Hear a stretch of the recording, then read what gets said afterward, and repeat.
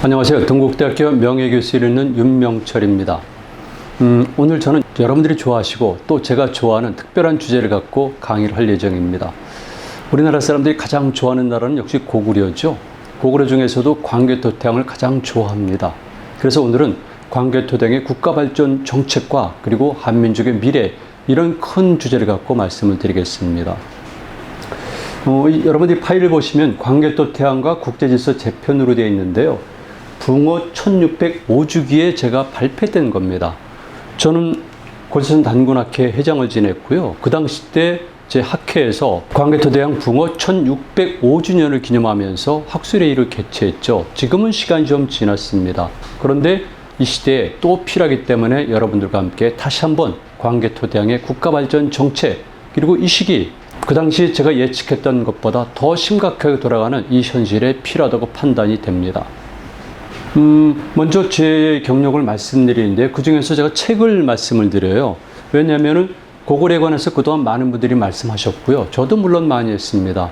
그리고 우리나라 선학들이 단재 신채호 선생을 비롯해서 많은 분들이 고구려에 관한 연구를 하셨는데요. 그런데 현대에 들어와서 고구려란 타이틀로 박사학위를 받은 것은 얼마 되질 않고요. 아마 제가 처음 하는 두 번째가 될 것 같습니다. 그리고 생각보다는 고구려에 관한 책들을 많이 냈는데요. 왜 보여드리냐면은 제가 그만큼 고구려에 대한 애정이 강하고, 그리고 고구려에 관해서도 비교적 정확히 객관적으로 설명할 수 있다고 말씀을 드리는 겁니다. 보시는 것처럼 최근에는 제가 이렇게 유라시아 전적을 살펴보고 있는데요. 늘 말씀드렸던 우리 민족의 정체성을 찾는 작업이기도 하고요. 그리고 잘 아시겠지만은 고구려도 유라시아족과 직결되어 있습니다. 제 관점에서는 선사시대부터 그리고 원조선시대 때 부여, 그리고 고구려 같은 경우는 특히나 알타이족, 중앙아시아족과 직결되어 있거든요. 우리는 이렇게 이제는 유라시아적 관점에서 우리 역사와 문화를 볼 필요가 있습니다. 자, 이게 제가 가져온 고구려 연관된 책들인데요. 고구려 해양사 연구, 고구려는 우리의 미래다, 고구려 역사에서 미래로. 보시는 것처럼 저는 역사에서 미래라는 가치를 굉장히 중요하게 여깁니다. 과거의 사실이 뭐가 그렇게 중요합니까? 문제는 현재고, 그리고 다가오는 미래에 필요한 것이 역사학이죠. 그런데 우리나라 역사학계는 출발부터 역사학의 미래적 가치에 관해서는 인식을 못했고, 지금도 거기에 관해서는 아직 잘 모르고 있어요. 근래 들어서 또는 최근에 들어서 미래란 말을 쓰고 있지만 그렇게 단어를 사용하는 것과 인식이 심화됐고 그것을 직접 자기 학문의 영역에 적용시키는 것은 전혀 다르거든요. 제가 그동안 냈던 책들 보면은 고구려와 현재의 만남, 고구려 정신과 정책, 이런 것들이 있고요.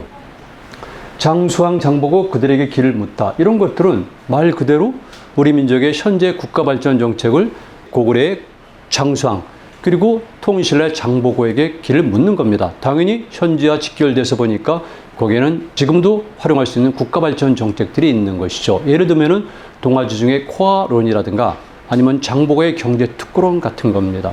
그리고 답사기들이 있는데요. 말 타고 고구려 지역을 답사했고, 그 다음에 등등의 책들이 있죠.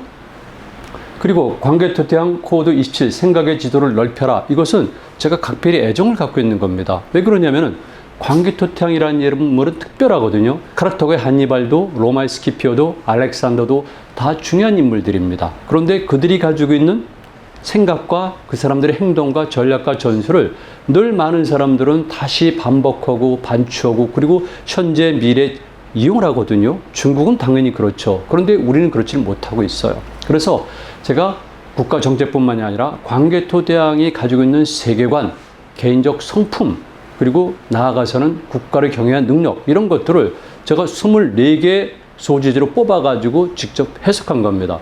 부제가 생각의 지도를 넓혀라, 이렇게 되어 있는데요. 말 그대로 우리는 생각을 넓힐 필요가 있어요. 이제는 반도성을 극복해야 됩니다. 이런 것들도 여러분들이 보시면 좋고, 특히 제가 애정을 갖고 있는 책, 이겁니다. 광개토대왕과 한고려의 꿈.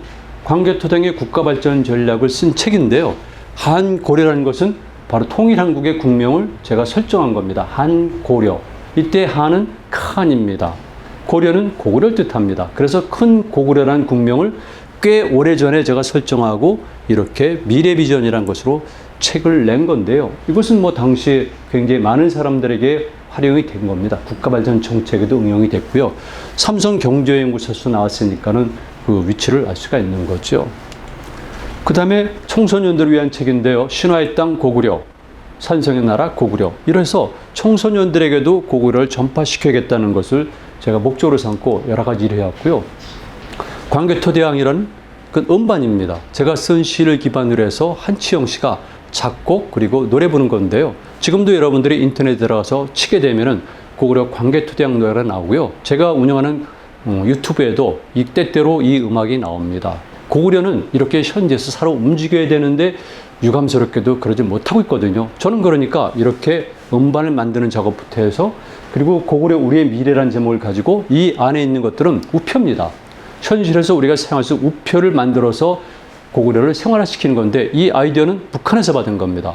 북한에서는 이렇게 고구려 관련 우표들이 상당히 많이 있고요. 이것을 일찍부터 응용을 했더라고요. 활용을 했더라고요.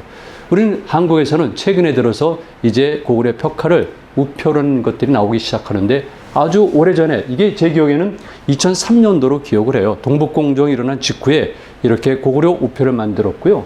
그 다음에 제가 시집들을 냈는데 여러분들이 보시는 것처럼 고구려의 꿈이라든가 고구려 소리, 고구려 전어모, 고구려 겨울 이런 것들 이렇게 제가 고구려에 관해서는 다방면에서 관심을 갖고 있다는 걸 말씀을 드립니다. 이렇게 말씀을 드리는 학자로서 그리고 비학자로서 고구려에 대한 애정과 가치를 절감하고 있다는 것을 말씀을 드리는 거예요. 따라서 오늘 제가 드리는 말씀은 이 강의 성격상 제가 큰 틀 속에서 말씀드리겠지만 학적 토대가 상당히 구축되어 있다는 것을 꼭 말씀을 드리고 싶어요. 새로운 이론이 많이 나올 겁니다. 광개토대왕은 왜 지금 필요한가? 전 늘 출발을 현재부터 합니다. 왜 지금 그 양반이 필요할까? 간단히 말씀드리면 한국사의 내부의 문제가 있고요. 두 번째는 국제관계예요. 제가 늘 말씀드리지만 인류 문명의 대전환기 이런 얘기도 했었잖아요. 시벌리제이션, 그 다음에 쉬프트, 키라고 문명의 전환의 키 역할하는 시대가 왔어요. 지금 문명의 전환이기 때문에 과거에 그거 다릅니다. 여러분 잘 아시겠지만 19세기 말 20세기 초에 우리나라에 특별한 분들이 신흥 종교를 만들어내고요. 그 다음에 새로운 문명이 도래한다고 말씀들 하셨지 않습니까? 그리고 그분들 중에 일부는 강력한 현실 계획 의지를 갖고 동학 농민혁명을 비롯해서 독립전쟁의 투사가 돼서 활동을 했죠. 그런데 그분들이 생각했던 문명의 전환이 아니라 지금 우리가 당면하고 있는 문명의 전환은 훨씬 더 진폭이 크고 질적 전환라는 것이죠. 그렇다면 얼마나 어려운 시기에 처해 있겠습니까? 이런 여러 가지 문제들 때문에 우리는 뭔가 모델을 찾아야 돼요. 인물도 찾아야 되고 나라도 찾아야 되고 시간도 찾아야 되고 정책도 찾아야 되는데 저는 그 중에 하나가 고구려의 광개토대왕이라는 것이죠. 오늘 이런 관점을 가지고 일부만 말씀을 드릴 겁니다.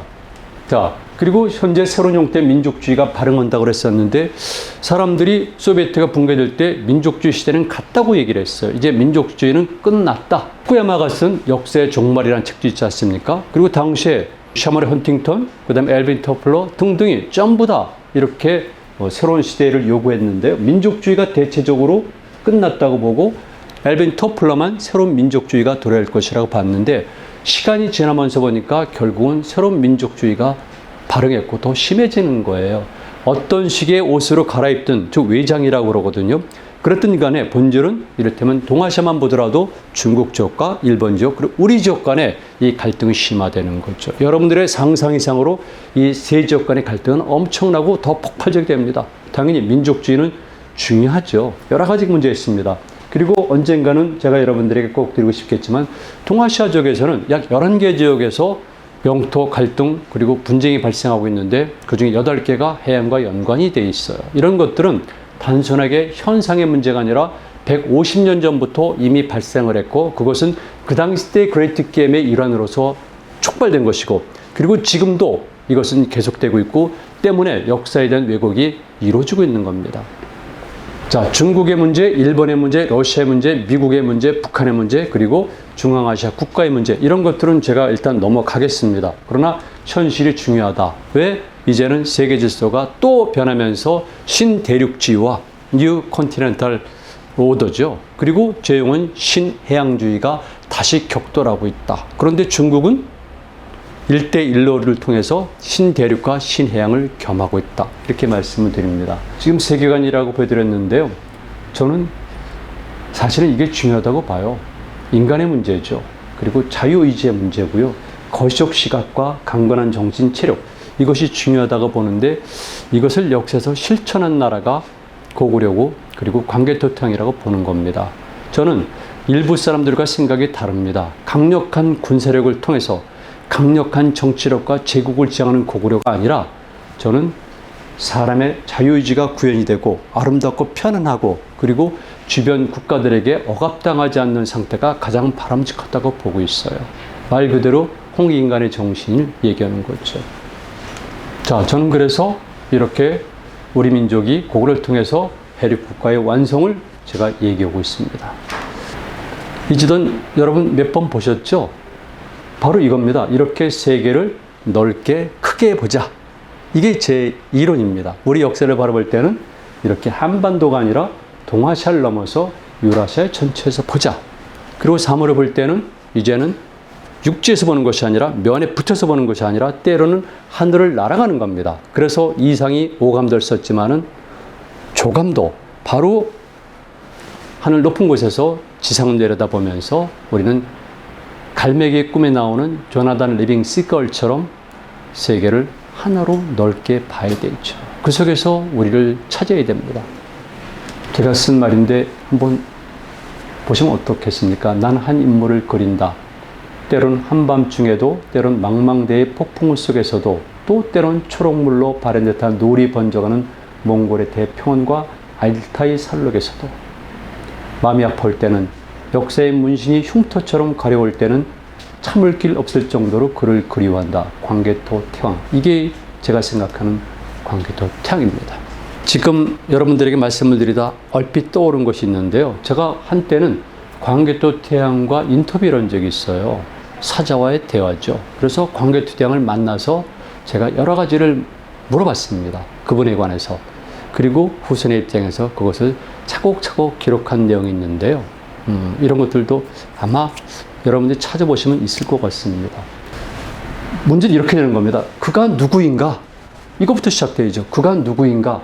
그는 시대의 전환기다. 완전히 시프트하는 시대다. 특별한 능력을 지닌 개인이다. 또 한 가지는 역사의 변화에 영향을 끼친 정치가다. 그래서 흔히 많은 사람들이 광개토 태왕을 정복군주로 평가하고 있어요. 군사전에 능한 정복군주. 그래서 광개토 태왕 초상을 보면은 갑옷을 쓰고 투구를 쓴 분으로 묘사했어요. 이제 그런 수준에선 벗어나 있죠, 우리가. 그렇게 아직까지도 그런 열등감에 빠져서 허우적될 겁니까? 아니죠. 저는 위대한 정치가로 보는 거예요. 그리고 당시 세계적 동아시아 전체의 질서의 재편을 그랜드 디자인의 인물로 보는 것이고요. 그 외에도 많은 특장이 있습니다. 18세에 임금이 됐죠. 19대 임금이 된 겁니다. 세계 역사에서 대단히 파워를 가진 인물이 하나 있습니다. 알렉산더죠. The Great King. 알렉산더 대왕은 19세 임금이 됐습니다. 그런데 우리 태왕은 18세 임금이 됐어요. 22년간 정복 활동을 했는데 제 용어로 표현하면 동서남북 전방위 공략 작전을 펼쳤어요. 대단한 거죠. 그런데 그냥 했겠습니까? 제가 말씀드렸죠. 이분은 단순한 군사령관이 아니라 위대한 스테이트맨, 정치가라고.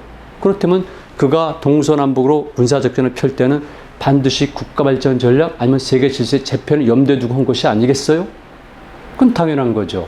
왜 우리나라 지식인들은, 우리나라 역사학자들은 우리 선조들의 이런 활동을 이런 관점으로 보지를 못합니까? 단순한 사실이 그게 뭐가 중요합니까? 왜 그런 시나리오를 운영했는가? 이것이 중요하죠. 그래서 제가 사진을 보여드려요. 이게 광개토 태양의 비입니다. 언젠가 시간이 되면은 제가 광개토 태양 비의 미에 관해서 강의를 하고 싶어요. 제목은 이렇습니다. 광개토 태양 비, 그리고 뷰티입니다. 가로치고 미, 또 하나 로직, 론, 그리고 미닝, 의미라고 그랬습니다. 그러니까 광개토 태양 비를 볼 때 그동안 있었던 역사학자들의 연구 성과는 제가 충분히 활용을 하고 인정을 합니다. 그러나 또 다른 관점에서 그럼 고구려 사람들이 왜 광개토 태양비를 이런 모습으로 이런 자리에 이런 글씨를 써놓는가? 이것이 중요하죠. 시대 정신을 읽어내는 건데요. 다음에 제가 말씀을 드립니다. 비죠. 이거 1983년도에 대마도에서 찍은 건데 여기 해모스라고 되어 있잖아요. 광개토 태양의 선조가 누굽니까? 결국 해모스거든요. 그러니까 해 플러스 못으로 보는 경향도 있지만 기본적으로 해와 연관된 건 틀림이 없고요. 그래서 고구려는 6대 태조대왕이 있기 전까지 5대 모본왕까지의 성은 해씨입니다. 이태에는 아무런 의미도 없고 바로 이 태양을 뜻해요. 이것이 일본 열도로 가서 일본의 시노마루가 되는 겁니다. 그리고 일본의 아마테라스 오 미카미가 태양 여신인 것은 바로 우리가 건너갔기 때문에 그렇습니다. 그리고 여기는 고구려 신화를 다양각도 해석한 건데 그대로 넘어가겠습니다. 장군총도 또 나중에 말씀드리는데요. 여러분들에게는 개론만 말씀드리는 겁니다. 장군총이 그냥 이렇게 만들어졌겠습니까? 구체적으로 볼 필요가 있어요. 이 장군총. 그래서 장군총도 다시 제가 분석한 것이 있는데요. 제가 이집트에 가서 기자족의 피라밋을 올라간 적이 있습니다. 스톤헨지도 제가 가본 적이 있어요. 그 밖에 많은 곳에 직접 젊은 날에 가서 봤습니다. 그때 생각한 것은 그 이전부터 세계의 문화 유적들을 보면서 거기에 특별한 의미가 있고 거기에 수리가 담겨 있고 논리가 있다는 것을 알았기 때문에 그렇죠. 현장 가서 확인하고 우리 역사 유적을 본 겁니다. 그렇다면은 우리 조상들은 바보인가? 아니잖아요. 그러니까 당연히 고구려 사람들이 이렇게 거대한 무덤, 특별한 형태의 무덤, 그리고 장군총처럼 이런 것을 만들었다면은 당연히 이유가 있는 것이죠. 이유는 의미가 있겠죠. 상징이니까. 또 한 가지는 그냥 만들겠습니까? 토목공학 기술이 있겠죠. 단순히 그렇게 끝나겠습니까? 아니죠. 거기에는 고구려 사람들이 가지고 있는 가장 중요한 로직, 그리고 수리가 담겨 있죠. 숫자가 중요하지 않습니까? 고대 세계에서 수는 말 그대로 생명이에요. 피타고라스의 예를 들 필요도 없습니다. 피타고라스 학파가 일종의 종교적 비가 되는데요. 이거 예를 들 필요도 없이 모든 종교학자들이 고대사에서 수는 존재 그 자체라는 주장들을 많이 하고 있습니다. 그러니까 당연히 모든 곳에는 다 수리가 표현되어 있고 우리 역사에도 표현이 되어 있다는 것이죠. 이거 우리나라 미학자들, 그 다음에 민속학자들, 많은 사람들이 간과한 건데요. 역사학자들은 말할 것도 없죠. 그래서 이런 것들을 여러 가지 각도에서 분석한 것이 있는데 그 논문은 나중에 제가 강의를 할 수 있으면 하겠습니다. 자, 그리고 당연히 이 고인돌을 보여드리는데요. 많은 분들이 강의하셨는데 연구를 했는데 제가 말씀드린 것은 간단합니다. 조금 전에 보여드렸던 고구려 건국신화, 그 전에 쓰던 단궁과 연관된 신화적 해석, 그리고 조금 전에 봤던 장군총, 강창비, 그리고 고인돌, 그리고 삼조고 등등을 보게 되면 일관된 논리, 수리가 표현되었는데 3이라는 거죠. 지금은 천부경 3인신가라는 것이 일반적으로 회자되기 때문에 제가 굳이 언급할 일 없습니다. 그런데 당연한 것이겠지만 삼조고의 다리 3개, 날개 2개, 머리 하나, 1, 2, 3, 3, 1 구조와 마찬가지로 이것도 당연히 무덤에 기능도 있고 여러 가지 기능이 있겠지만은 만약에 이것이 제사와 연관되고 우리 민족이 가지고 있는 하늘 숭배, 태양 숭배, 조상 숭배 신앙과 연결되어 있다면은 여기에는 로직이 포함되어 있고 그 로직이 숫자로 나타난다면 그 숫자는 3인 거죠.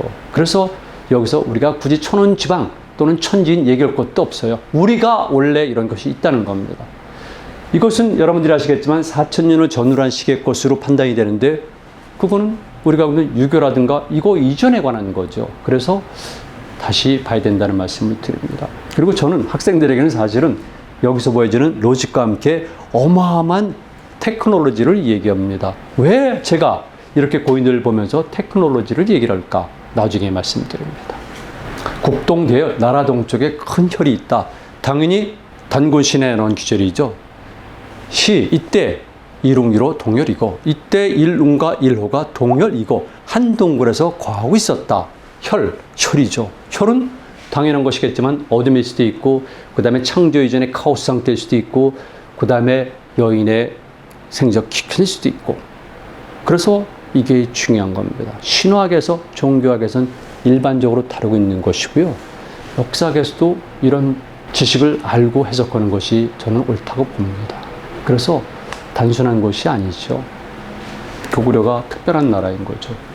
자, 비문에 보니까 이렇게 얘기됐습니다.